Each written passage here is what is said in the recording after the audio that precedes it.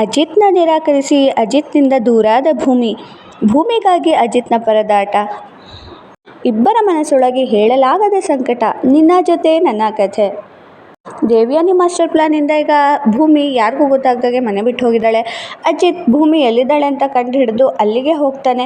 ಅಲ್ಲಿ ಭೂಮಿಗೆ ತನಕ ಅಜಿತ್ ಬಂದು ನಿನ್ನ ಕರೆದ್ರೂ ನೀನು ಅಲ್ಲಿಗೆ ಹೋಗ್ಬೇಡ ಅಂತ ರಿಕ್ವೆಸ್ಟ್ ಮಾಡ್ತಾ ಇರ್ತಾಳೆ.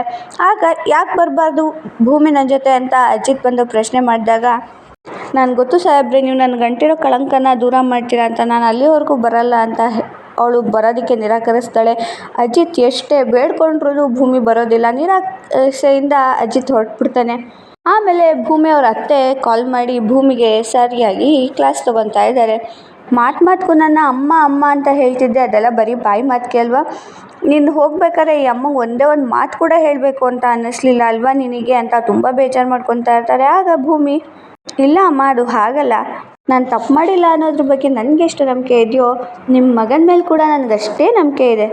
ಇನ್ನೊಂದು ಸ್ವಲ್ಪ ದಿನ ಅಷ್ಟೇ, ಅವ್ರು ನಾನು ಬಂದಿರೋ ಕಳಂಕನ ಖಂಡಿತ ದೂರ ಮಾಡ್ತಾರೆ.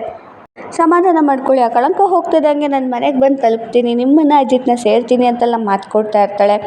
ಅವ್ರ ಅಮ್ಮಂಗೆ ಭೂಮಿ ಮೇಲೆ ಎಷ್ಟು ಕೋಪ ಬಂದಿರುತ್ತೋ ಅಷ್ಟೇ ಕಣ್ಣಲ್ಲಿ ನೀರು ಬರೋಕ್ಕೆ ಶುರುವಾಗುತ್ತೆ. ಈ ಕಡೆ ಅಜಿತ್ ತನ್ನ ರೂಮ್ಗೆ ಹೋದರೆ ತನ್ನ ಹೆಂಡತಿ ಫೋಟೋನ ನೋಡಿಕೊಂಡು ಕಣ್ಣೀರು ಹಾಕೋಕ್ಕೆ ಶುರು ಮಾಡ್ತಾನೆ.